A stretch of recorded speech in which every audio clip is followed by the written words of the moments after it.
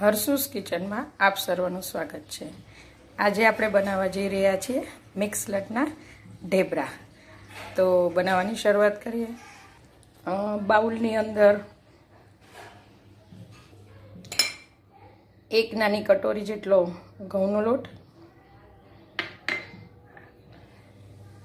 જુવારનો લોટ અડધી વાડકી, મકાઈનો લોટ અડધી વાડકી, બાજરીનો લોટ એક વાડકી। અહીંયા મેં જે 4 જે લોટ લીધા છે એના તમે વધતા ઓછા પ્રમાણમાં કરી શકો છો। 1 ચમચી ચણાનો લોટ, અહીંયા મેં મિક્સ 5 લોટ કર્યા છે।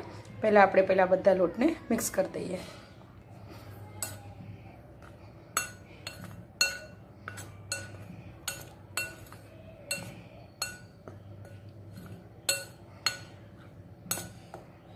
આ બધા લોટ મિક્સ થઈ ગયા છે। હવે આપણે મસાલા કરીએ। આની અંદર હું મેથી ઉમેરી છું। મેથીને સમારીને ધોઈને મેથીની જગ્યાએ તમે પાલકનો પણ ઉપયોગ કરી શકો। આ અંદાજિત 200 ગ્રામ જેટલી છે। એની અંદર હવે આપણે બાકીના મસાલા પણ ઉમેરી દઈએ। અહીંયા હું 1 ચમચી જેટલા તલ, સ્વાદ અનુસાર મીઠું, અડધી ચમચી જેટલી હળદર, અહીંયા મેં 7 થી 8 લીલા મરચાં, આદુનો કટકો અને 15 નંગ જેટલી લસણ લઈ અને એને ક્રશ કરેલું છે એ ઉમેરું છું। હું અહીંયા બધો લીલો મસાલો કરું છું। તમારે લીલા મરચાંની જગ્યાએ લાલ મસાલો પણ નાખી શકો। થોડો અજમો,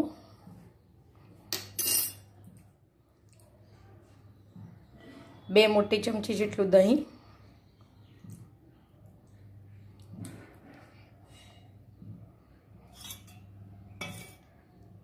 3 ચમચી જેટલું તેલ,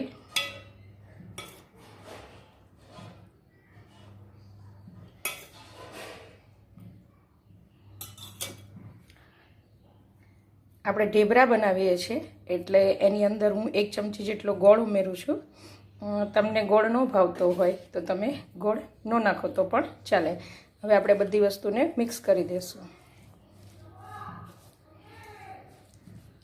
થોડું પાણીની જરૂર લાગે પછી જ આપણે એની અંદર ઉમેરી અને એને લોટ બાંધી દઈએ। દહીં અને તેલના મદદના કારણે 1 ચમચી જેટલા જ પાણીની જરૂર પડી।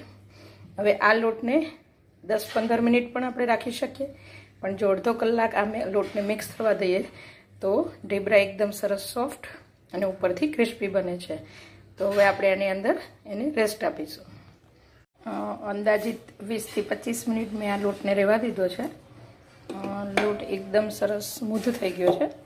હવે આપણે એના લુવા વાળી લઈએ અને પછી રોટલી કે પરોઠા જેમ વણીએ એ રીતે હું અહીંયા ગોળ વણીશ।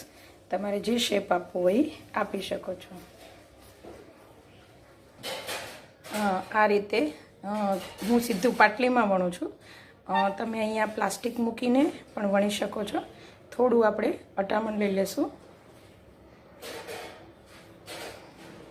અને એકદમ ઓછા હાથે વણવાના, કારણ કે આની અંદર આપણે મિક્સ લોટ નાખેલો છે એટલે થોડું હળવા હાથે આપણે એને વણી લેશું। જ્યારે આપણે વણતા હોય ત્યારે આપણી કિનાર એકદમ ફાટી જાય છે, કારણ કે મિક્સ લોટ છે। તો આ રીતે આપણે એને ફરતી કિનારને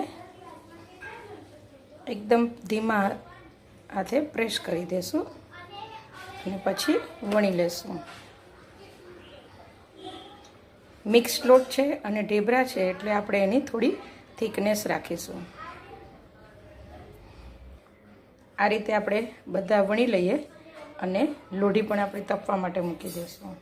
અહીંયા મેં સાદી લોઢી મૂકી છે, તમે નોનસ્ટિક લોઢી પણ મૂકી શકો।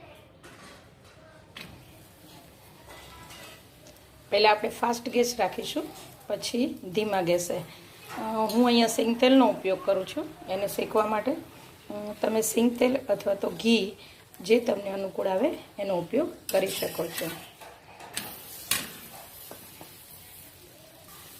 આ રીતે આપણા ઢેબરા એકદમ સરસ રીતે શેકાઈ જાય એટલે આપણે એને કાઢી લેશું અને બાકીના ઢેબરા પણ શેકી લેશું। તમે જોઈ શકો છો કે એકદમ ઉપરથી કડક અને એકદમ અંદરથી સોફ્ટ આપણા ઢેબરા તૈયાર છે. સર્વિંગ પ્લેટમાં લઈ લઈએ. અહીંયા મેં ઢેબરાની સાથે લસણની ચટણી, દહીં, ડુંગળી અને મરચાં સાથે સર્વિંગ કર્યું છે. આ ઢેબરાને તમે ચા સાથે પણ લઈ શકો અને આ ઢેબરા 4 થી 5 દિવસ સુધી બહાર પણ એકદમ સરસ રહે છે. એટલે કે ઘણા આપણે ટ્રાવેલિંગમાં પણ આનો ઉપયોગ કરીએ છીએ. જો તમને મારી રેસીપી સારી લાગી હોય તો શેર કરવાનું, લાઈક કરવાનું, સબસ્ક્રાઈબ કરવાનું નવા યુઝર માટે અને ખાસ તો કોમેન્ટ કરવાનું ભૂલશો નહીં. મળીએ આવા જ નવા વિડીયો સાથે. Thank you.